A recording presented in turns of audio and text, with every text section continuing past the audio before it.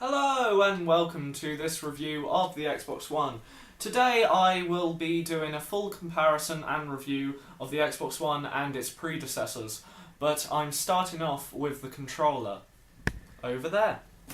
Okay, so in the beginning there was the Xbox, and the Xbox started off with this controller here. No, that's not Godzilla or King Kong. That is an actual controller. I know it looks like it should be out of a kaiju movie because it's like a giant behemoth, but this is a controller. Believe me. I have used one of these pretty much all my life. Because I prefer this to the next iteration after it. It just fits my hands. Most people do prefer the smaller version though. Okay, so the things that this controller had. It was wired, which is something that was unique, really, to the original Xbox. Of course, there were wired variants of the 360, and later, but the wired variants are not the main controllers, and that's what we're going to be focusing on.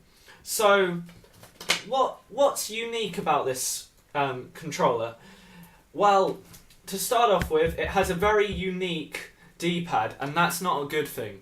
The D-pad on the very first ever controller, which was called the Xbox Game Controller, made in China, the D-pad sucked. To put it blunt, the D-pad was terrible.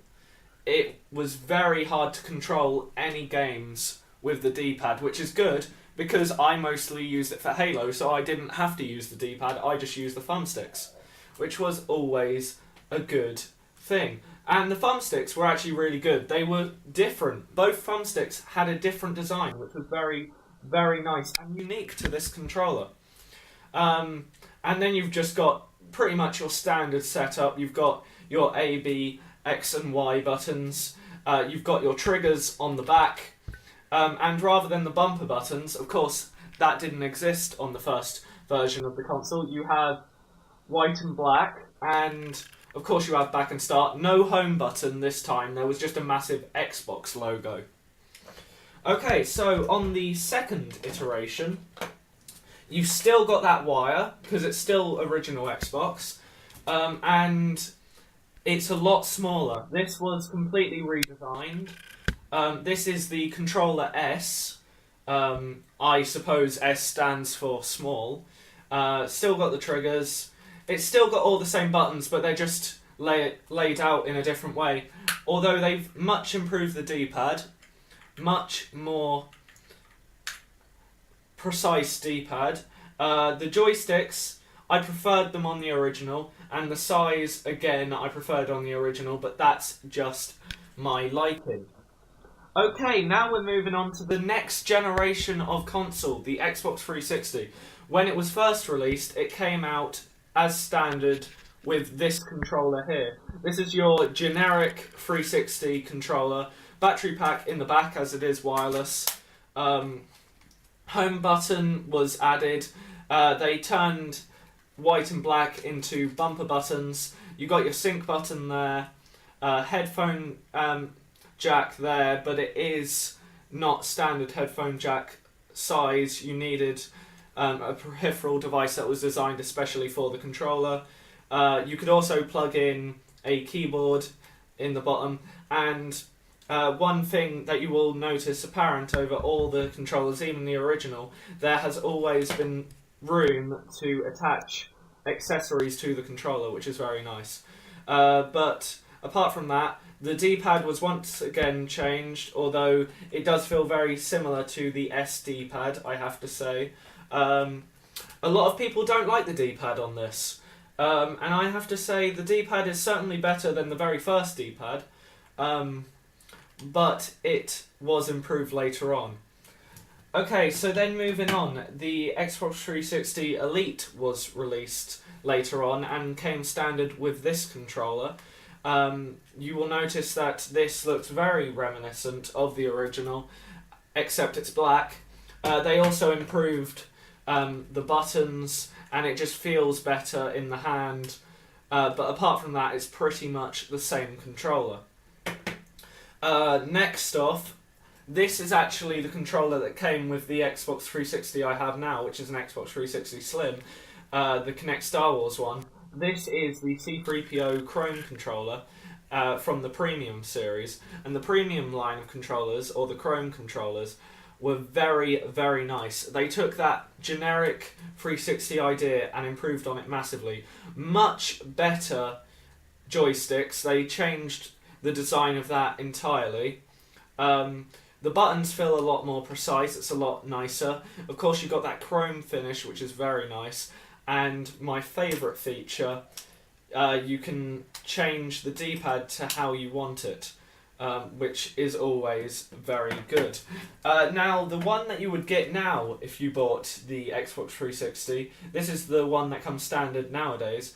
It's basically a redesign of the original. It's basically a black version of the original. The buttons are ever so different. Unfortunately, they changed the D-pad back and the joysticks back, so it is just a slightly different version of the original, but that is it with that one. So moving on. Now we're up to date. Now we're on the current generation Xbox One.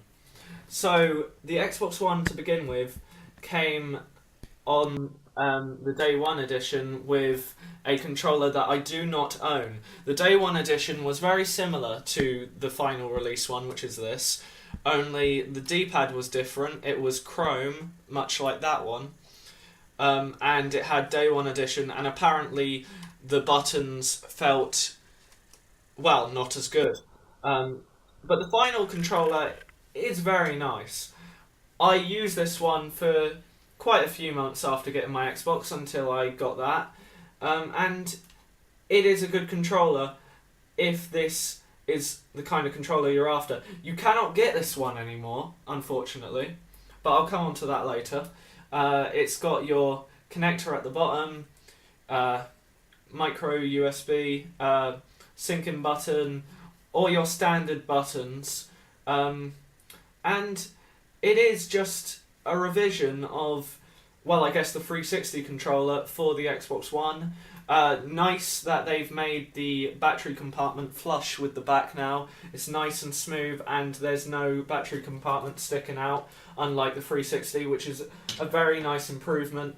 The triggers feel a lot more precise, the bumpers are a lot more precise, and there's a couple of extra motors for better gaming experience. Okay, moving on. This is just a variant of that standard controller I happen to own. There's not much different with this, just the colour. This is literally just a different coloured variant. But this was the one I used for a long time and really did like it. And I still do, although I don't use it as often as I once did. And I'll get onto that now. Okay, so then the revision of the Xbox One controller came out, which was like this, only with a headphone jack in, and slightly better buttons and bumpers. And along with the revision, the greatest variant of an Xbox controller there's ever been. The Elite controller. This controller is amazing. Changes they made, well, just the grip is so much more improved. They've got nice buttons all around. They've got metal bumper buttons and triggers, metal D-pad, and paddles that you can map to any button you want. They've got removable joysticks that you can swap out, and a D-pad that you can swap out, and all the paddles are removable and can swap out, and you can have it in any way you want, and it comes with this as well as a cord to plug into the console if you do want it wired. It does come wireless though, it does work wireless, you just put the batteries in, but it comes with this, which comes with the other accessories that you can swap out in it, which is very nice. But that is the complete evolution of the controllers. However, I do have an extra one just to note. Now, Dave, if you would pass me the extra one. This is a Rock Candy 360 controller.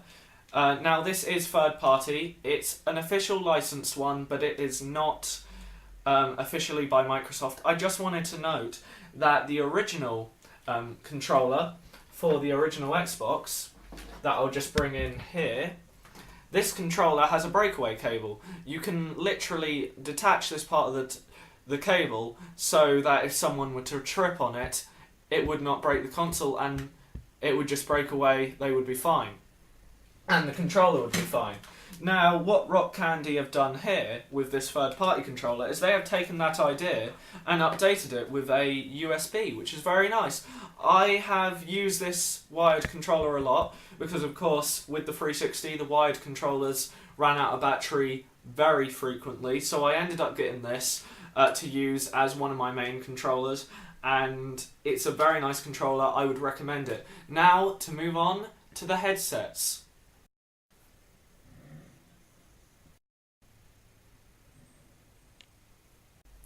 Okay, now guys, we're going to move on to the headsets. These are, of course, used for Xbox Live. However, I am missing the original Xbox headset because, of course, the discontinuation of the original Xbox Live. So I apologise for that, but we're going to move straight on to the 360 headset. Now, this headset comes free standard with the console even now. It has changed on my version because this is the slim version, which is different to the original because it's a different colour pretty much. It's not that great, to be honest. You can barely hear the other person talking, the microphone is cheap, and if you really want to be using Xbox Live a lot, I would advise getting a different headset. Okay, now for the Xbox One revision of the headset. It's pretty much the same, only slightly better. I would still recommend getting a different headset if you're going to be using Xbox Live a lot, but it's okay for minimal use. This one is a lot better though, because I heard, at least with a lot of other people's, that the 360 headset broke down all the time after just a few days of using it, whereas the Xbox One headset does actually last. So points to that. But as you can see, the headsets are not great, and I will conclude the headset on that.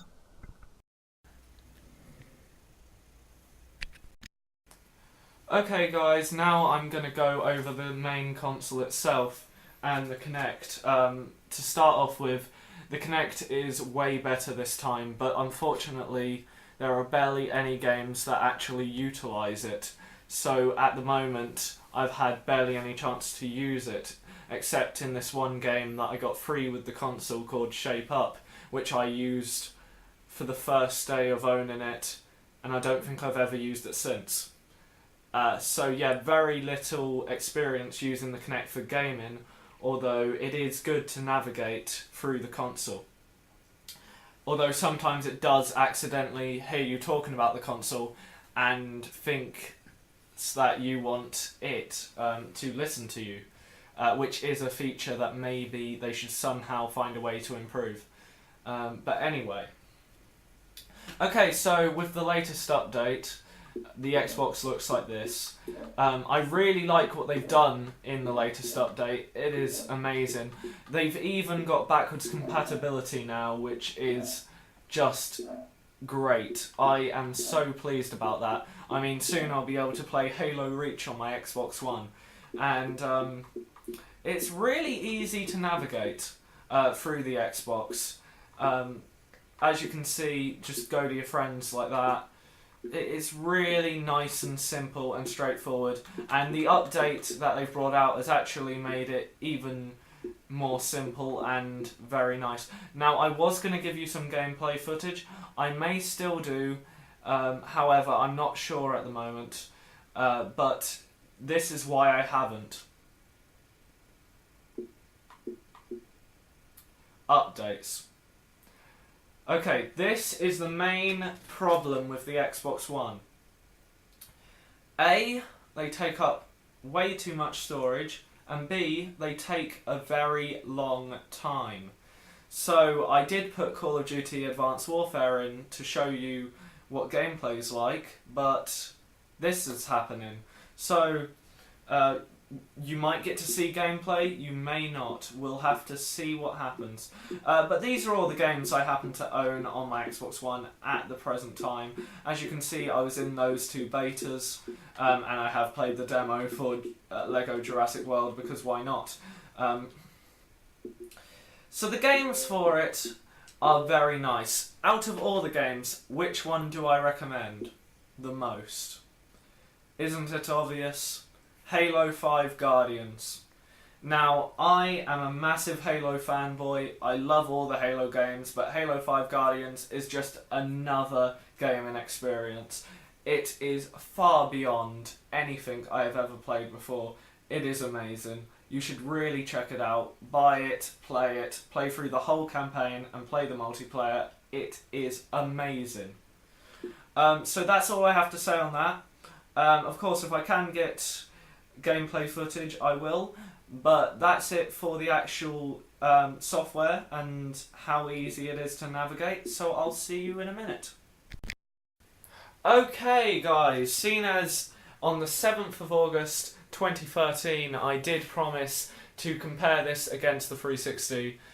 Here's your comparison. The 360 was an amazing console that, well, it revolutionised the gaming industry. It really did change anything we thought was possible in gaming. But this is an entire new step up from it. The graphics are just so much better, the gaming experience is so much better, and the software itself is so much better. And I'm just so impressed with what they have done with this amazing experience the Xbox One gives. Like I said, after a very quick break, I will be back to do some gameplay on the Xbox One.